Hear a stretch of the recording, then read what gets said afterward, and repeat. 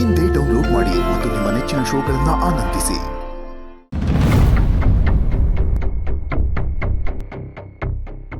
ಅರೆ ನಿಂತ್ಕೋ ಭಾಗ್ಯ, ಎಲ್ಲಿ ಹೋಗ್ತಾ ಇದೀಯಾ? ನಾನು ನಿನ್ನೆ ಮಾತಾಡ್ಸ್ಕೊಂಡು ಹೋಗೋಣ ಅಂತ ಬಂದೆ.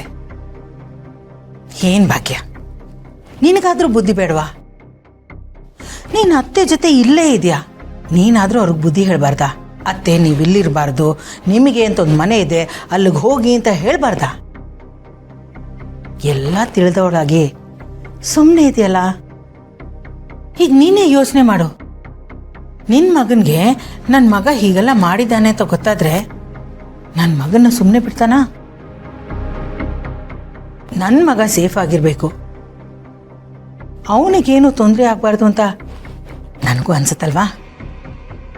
ಅತ್ತೆಗೆ ನೀನೊಂದು ಮಾತು ಹೇಳುತ್ತಾನೆ, ಇದೆಲ್ಲ ಸರಿಯಲ್ಲ ಅಂತ. ನೀನು ಎಲ್ಲಿ ಹೇಳ್ತೀಯ? ನಿನಗೆ ಮಾತೇ ಬರಲ್ಲ.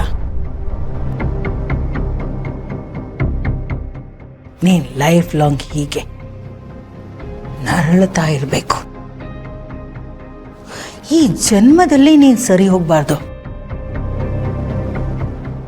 ಸರಿ ಹೋಗಕ್ಕೆ ನಾನು ಬಿಡೋದು ಇಲ್ಲ. ನನ್ನ ನೆಮ್ಮದಿನ ನೀವೆಲ್ಲರೂ ಸೇರಿ ಹಾಳು ಮಾಡಿದ್ರಲ್ಲ, ನಾನು ನೋಡ್ತೀನಿ ನೀವೆಲ್ಲ ಹೇಗೆ ನೆಮ್ಮದಿಯಾಗಿರ್ತೀರ ಅಂತ. ಜೀವನ ಪೂರ್ತಿ ಹೀಗೆ ಮೂಕಿ ಥರ ಇರಬೇಕು, ನರಳಿ ನರಳಿ ಸಾಯ್ಬೇಕು.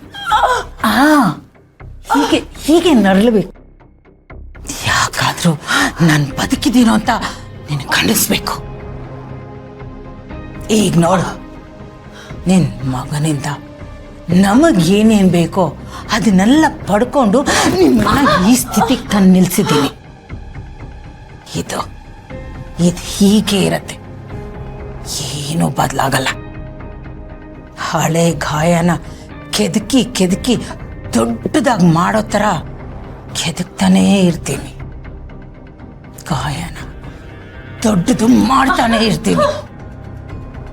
ನೀನಿದೇ ರೀತಿ ನರಳುತ್ತಾ ನರಳುತ್ತಾ ಬದುಕಬೇಕು, ನೋವು ತಿಂತಾನೆ ಇರಬೇಕು. ಅದನ್ನ ನೋಡಿ ಬಿಡೆ, ಕೈ ಬಿಡೆ.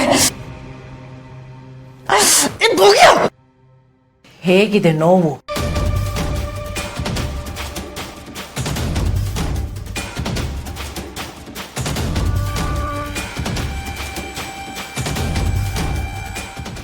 ಬೇರೆಯವರಿಗೆ ನೋವು ಕೊಟ್ಟು ಖುಷಿ ಪಡ್ತೀಯಲ್ಲ, ಆ ನೋವಿನ ರುಚಿ ನೀನು ನೋಡ್ಬೇಕಲ್ಲ.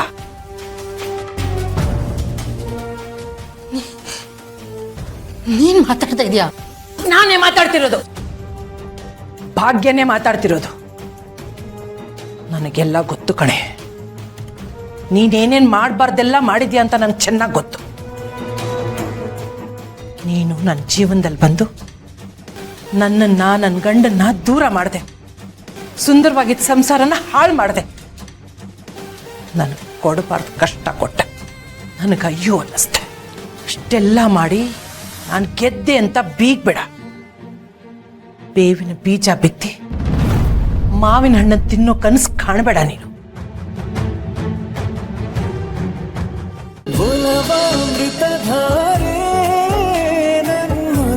ಅಮೃತಧಾರೆ